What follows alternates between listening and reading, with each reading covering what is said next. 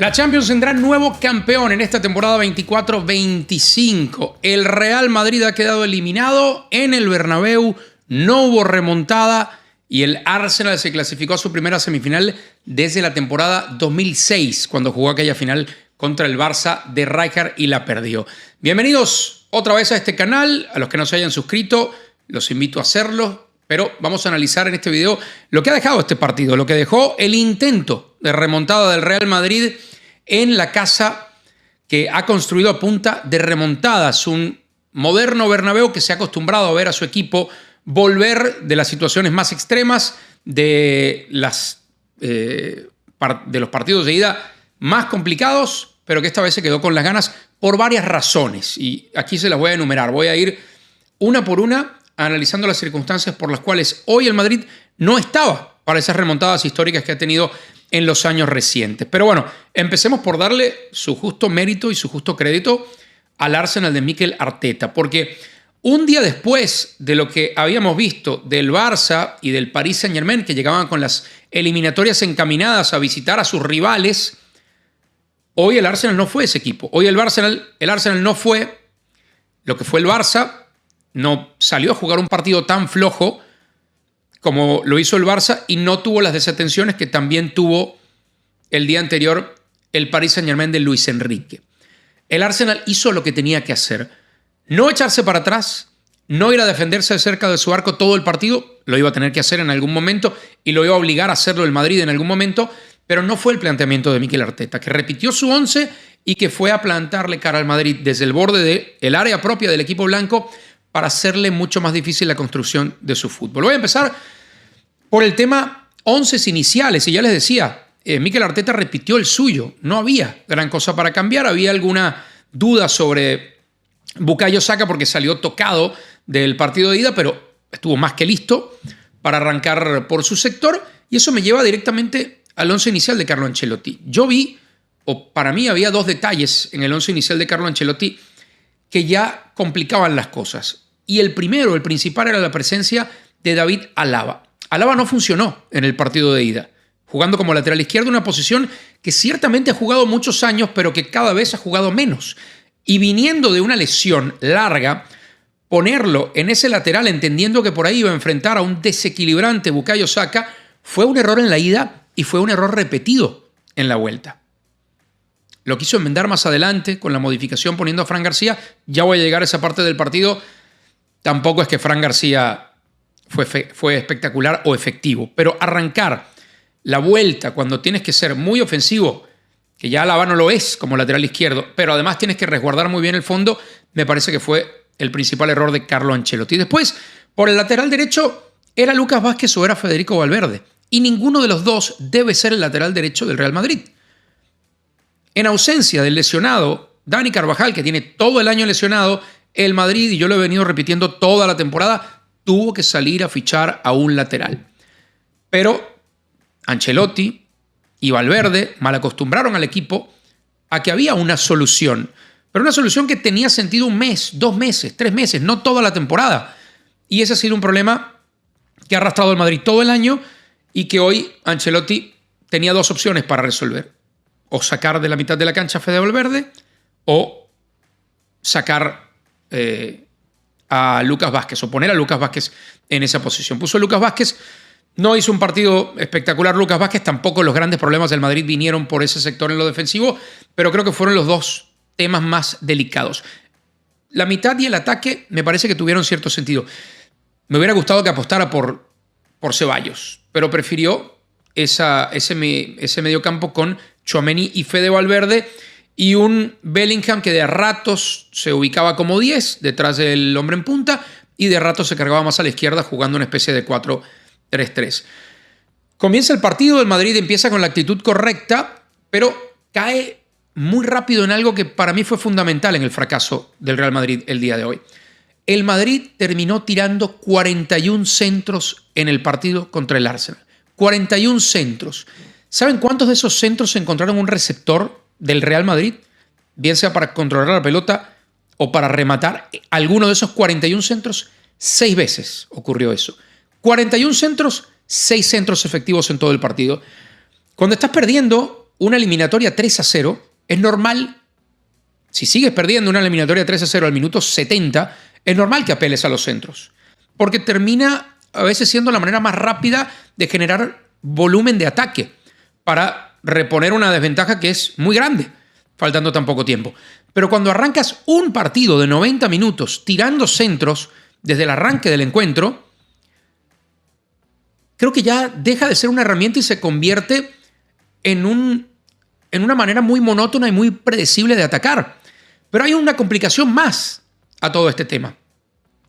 Tiene menos sentido tirar 41 centros cuando no tienes a un 9 natural de área, como el Madrid tuvo en otras épocas. O sin ser 9 naturales de área, siendo jugadores mucho más completos, teniendo a Benzema y a Cristiano como ejes de ataque, tenía más sentido en algún punto apuntar a los centros. Pero no es ese jugador Kylian Mbappé. Entonces, ¿por qué teniendo a Kylian Mbappé como el hombre más adelantado en el ataque, el Madrid tira 41 centros? Eso creo que le terminó jugando en contra. Minuto 13 le marcan un penal al Madrid que para mí no es cuestionable. Lo que es cuestionable es que el árbitro o el VAR tarden 1 minuto y medio con el balón en juego para parar el partido y marcar el penal. Ese creo que es el problema. Y el segundo penal, este primer penal lo termina parando Courtois, lo tira muy mal Mohamed Saka Bukayo Saka porque la intenta picar, pero si la vas a picar le tienes que dar por lo menos media altura y sobre todo tirarla al centro. Todo el chiste de picar una pelota en un penal es que el arquero intentara antes adivinar, se tendiera a uno de los dos lados y dejara el centro libre. Bueno, no lo hizo bien Saka, tapó Courtois y ahí por lo menos quedaba viva la esperanza de la remontada. Y así terminó la primera parte con un Madrid que en 45 minutos no tiró al arco o no tiró entre los 3 palos, intentó, pero no consiguió un disparo con dirección al arco, y un Arsenal que estaba haciendo el negocio en ese momento. Y ya al minuto 65, confirmo, al minuto 65 llega el golazo de Bukayo Saka, una triangulación entre Odegaard y Declan Rice. Para mí Rice el mejor de este partido y de la eliminatoria en general.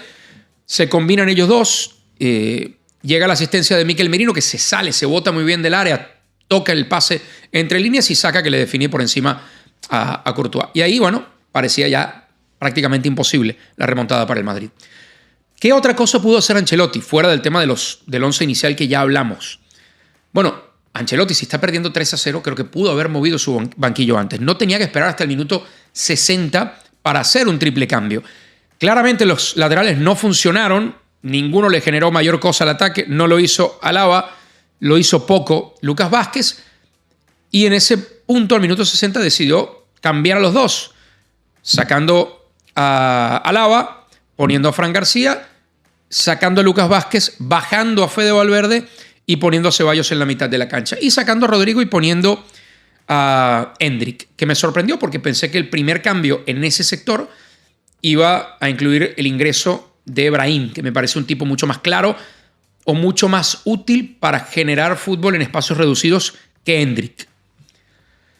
Pero no pesó ninguno de los cambios realmente. Un poco Ceballos, Fran García no generó demasiado en ataque y se le fue pasando el tiempo al Madrid en la inoperancia, en el no generar más que centros que no le hacían ni cosquillas al Arsenal. Y ahí se le terminó yendo el partido y después llegó, ya minuto 93, el gol de Gabriel Martinelli, que no es otra cosa que una consecuencia de un Madrid echado adelante tratando de conseguir uno, para después conseguir otro, para después conseguir otro gol que empatara la eliminatoria. Pero no es cosa menor que el Madrid no perdía 2 partidos consecutivos de eliminación directa en Champions desde la 2008-2009, cuando perdió contra el Liverpool. Era el Madrid de Juan de Ramos. No había llegado Cristiano todavía, no había llegado Benzema. Estaba el Pipita, estaba Casillas, estaba Heinze. Y era el Liverpool de un muy buen Steven Gerrard en aquella época y un muy buen Fernando Torres, el niño. Esa ida la perdió 1-0 y la vuelta la perdió 4-0 en Anfield. Pero desde entonces el Madrid no perdía sus 2 partidos en una ronda de eliminación directa. Había perdido partidos, como no, había quedado eliminado. La más reciente con un marcador así de estrepitoso contra el Ajax en la 18-19. Si no recuerdo mal, el Madrid de Solari. que estaba un poco perdido en aquella época, que cambió varias veces técnico.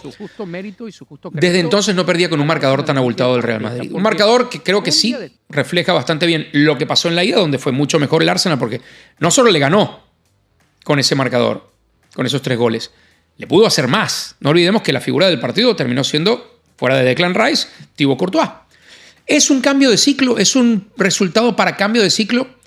Yo creo que no solo la eliminación en Champions. Yo creo que toda la temporada va marcando el fin del ciclo de Carlo Ancelotti. Un ciclo muy exitoso, con un par de ligas, con un par de Champions, con mundiales de clubes. No sé si con momentos colectivos espectaculares del Madrid. Creo que fue el gran pendiente fue generar un estilo, pero sí se generó una cultura ganadora dentro de esta etapa de Carlo Ancelotti, que para mí va llegando a su fin porque además hace sentido tanto para el club como para el entrenador. Sí es cierto que Brasil sigue con la intención de buscar a Ancelotti para que sea su técnico, pensando en el Mundial, porque va a clasificar Brasil, y las cosas se están dando como se están dando en la temporada del Madrid, que todavía puede pelear por 2 títulos, no nos olvidemos, Copa y Liga. Entonces todo se va juntando para que Ancelotti diga, ya gané todo a nivel de clubes, ya gané con los equipos más importantes del mundo, gané Champions, gané Mundial de Clubes, gané ligas en todas las ligas importantes, me voy a ir a trabajar menos y a buscar lo único que me falta, ganar un torneo de selección. ¿Hoy es Brasil candidato a ganarlo? Bueno, hoy no, pero de aquí al Mundial pueden pasar muchas cosas. El talento y la materia prima está. Y el Madrid tiene que empezar a pasar página, tiene que salir a fichar no lo que más le guste del mercado, sino lo que necesita, empezando por 2 laterales y un central, y después definir qué va a hacer con todos los jugadores de ataque que tiene, que no pueden jugar todos o no pueden tener minutos relevantes todos en una misma temporada. No en el Madrid. Verá si presta a Arda, verá si presta otra vez a Brahim, verá si presta a Endrick o verá si vende a Vinicius. A Mbappé no lo va a mover y Rodrigo le hace más bien en la plantilla que lo que le puede sacar en una posible venta, porque Rodrigo sencillamente no tiene quien le cuide la imagen. Es un muy buen jugador, es un jugador que ha sido consistente en el Madrid casi toda la temporada, pero no genera ofertas de 100 millones o 150 millones de dólares como si las generan Vinicius o Mbappé.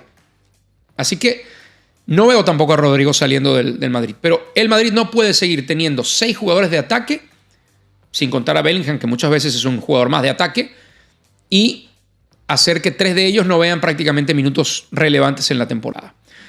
Pero es una eliminación, me parece, justa. Me parece que pasa el mejor equipo, que fue superior en los 180 minutos, que supo jugar la ida, que supo jugar la vuelta y que supo aprovechar cada uno de sus momentos y sus oportunidades. Y el Madrid tiene que pasar página y pensar a nivel europeo en la próxima temporada. Esta temporada tiene que seguirse concentrando en la Liga, que está todavía a una distancia asequible, a 4 puntos y con un clásico por jugar, y tiene que pensar en esa final de Copa de la última semana de abril, donde puede revertir buena parte de las cosas negativas de esta temporada. Siempre me encanta saber la opinión de ustedes. ¿Debe ser un fin de ciclo? ¿Debe salir Ancelotti o debe quedarse Ancelotti con otra plantilla, con refuerzos? ¿Cuál creen que fue el principal error de este Madrid? ¿Quién es más responsable, los jugadores o el técnico de esta eliminación? Porque creo que está muy dividida la opinión en ese tema. Pero bueno, el Madrid, creo, cierra su participación en Europa como la abrió, con muchas dudas. No olvidemos que la fase de liga de este nuevo formato de Champions la sufrió el equipo blanco. Y se confió en que el Bernabéu resuelve todos los males y no va a ser así todos los años. Este equipo se ha mal acostumbrado a resolver en 90 minutos en el Bernabéu lo que deja de hacer en toda una temporada. Y eso funciona una vez, 2, al Madrid le ha funcionado hasta 3, pero evidentemente llega un momento en el que eso se acaba. Gracias por conectarse, no olviden suscribirse al canal, no olviden suscribirse porque todas las mañanas tenemos cortita y al pie con las 3 o 4 notas más importantes del deporte con un toque de análisis. Gracias, dejen sus comentarios y nos vemos en el próximo video.